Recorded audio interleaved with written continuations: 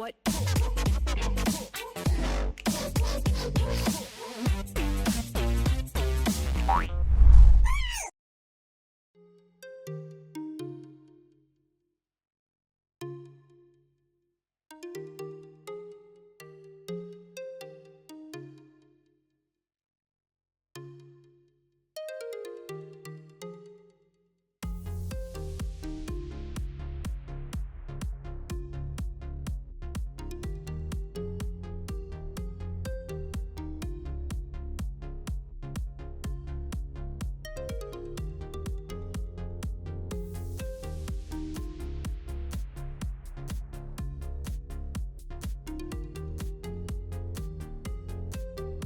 Look at him.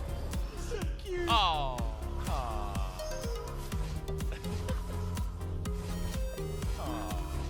How you throw the bone up and he does a backflip.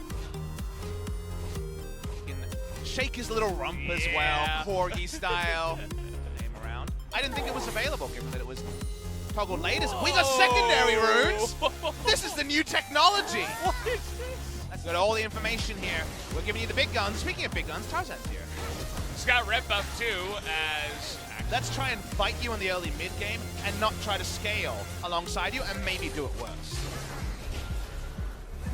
Tarzan, not afraid of a fight on this Elise, comes up, is going to scan out the Jarvan, do a nice amount of poke damage as well. He's really just sticking around. He's not backing off of this one. Again, another cocoon lands. And Rascal low himself from the Jace, and can Cuz even get away here? He's going to flash in and just kill him. Cuz decides, I'm not going to flash. You can take... You watch how this started. Because had already used his Q to just poke at Tarzan before, he puts down his E and then doesn't flash away. So, takes free damage to begin with. The flag is there, so there's no flag and drags, and the flag cooldown is forever in the early game, just dies. It was easy. Thinks he can wait for it. This is far too many reactions for it. It's a very simple play. What is going on in that? That looks like meta thing. Frostmancy is happening around it, which means Tucson getting the welfare.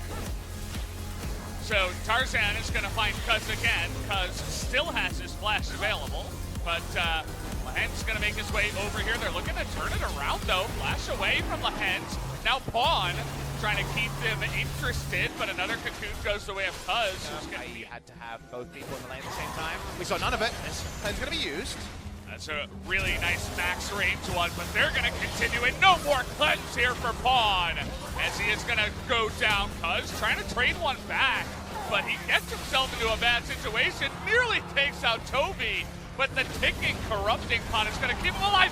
Knocked out of the air here is Rascal, who's going to desperately ult, but that horn is going nowhere. But a double kill for the Elite. And very small consolation prize at this point. Let's talk through this play and why this is impressive. Cocoon hits, and Cocoon's hit sometimes. PawN believes he can get away. Notice Toby sees Cuz and doesn't care about him. He's about to flash in an Aftershock, and remember, it is a Cinderhulk Jarvan, and they're aware of that. So Jarvan comes in. We've already seen Cinderhulk Jarvan try to kill people at 200 health. It takes you a long time if you don't hit your Q. So because of that, they turn onto him. Sword has always been very impressive on Jace. It's the only carry who you can say he's been able to play and understand. His Fiora, not impressive. His Rise, super unimpressive. But his Jace on point. Look at the timing here. 1347 gets all the plates right before. That you get for being in threat range of those turrets. They just get the charge, true damage takes it down. That means Jace is even stronger. Rascal, he tried to weather the storm on the Ornn. It's not working, and now he's going to be dead again, you think? Yeah, this guy is so dead. There's no way for him to get anywhere, playoff contender. That Kingston has defeated was Sandbox, but that was when Sandbox were going through their own little stretch. They were having some trouble. Look at this rotation. They get everybody going into the mid lane. It looked like a flank, but it was more of a take the turret with the chase. Everything is going to go wide here as Viper going to go invisible. Doesn't have his flash. Does have a stopwatch, but 4 people down here. Is he? I'm not so sure. Okay, well, Deft is going to shut down the hopes of the Griffin fans. Everybody in the crowd is going nuts as, okay, how about another turret in the mid lane? Now, he was always going to die there because all their summoners are up, but understandably they didn't want to use any. And yes, around the map, they think another turret against Griffin in their third game against the team this season. It took a lot of packing up and joining. First turret for Kingzone against Griffin was here, but they take down Viper, and yet it felt like it was a really hard takedown. You made it just about as difficult as it possibly could be with all the stealth built in with the ultimate. See if it'll make things a little bit tricky jungle anymore. You're not going to go past those brushes as well. When in doubt, let's try to four-man the Lissandra. Looks like it should be able to work out here as Chovy is going to flash away. Big one comes in, Chaos Storm, but that's going to be denied. Okay. Even going to go for the ult as he's just trying to... Number 2. This is just... Let's ignore the whole map. All the inner turrets are down. All the easy objectives and medium objectives are down. Now we can feel good about spending a million flashes to kill Chovy. And Chovy does use everything, but that was 3 flashes out of the side of Kingzone, so it's exactly what Kingzone are going to try to do to get back in this game. The lethality here on Zorn is even chunking the Ornn, but Chovy gets himself into an awkward spot here. Ornn gonna come in, not gonna knock him up actually, and there it is. And now Chovy, no aftershock, no ultimate, has the shield from the Karma, but that's it. And that's gonna be 2 kills that immediately go the way of Kingzone. Yeah, this game is getting spicier by the minute as, again, it is gonna be 3-on-5, but you do have a lot of burst damage and domain, so Kingzone will take the risk here. They do have that field to zone them out, and it is gonna go the way of Cuz. And Rascal is going to be the one sacrifice, so 1 kill for the Baron. Won't be able to take away the smite. It's pretty YOLO, but given where the game was at, you can kind of understand it. That confidence early. We watched the replay here. Chovy dives into the back line, and you think, okay, that's a pretty early ultimate. He wants to get healthy.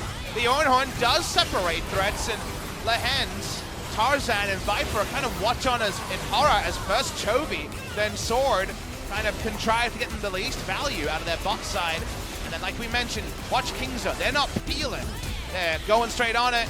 1600 is when the smite fiesta begins. Early smite, but not actually picked up by Tarzan.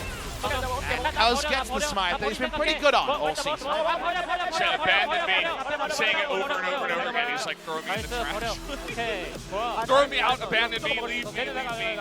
As, here it is. So Ornn comes in. They're really pushing for this one.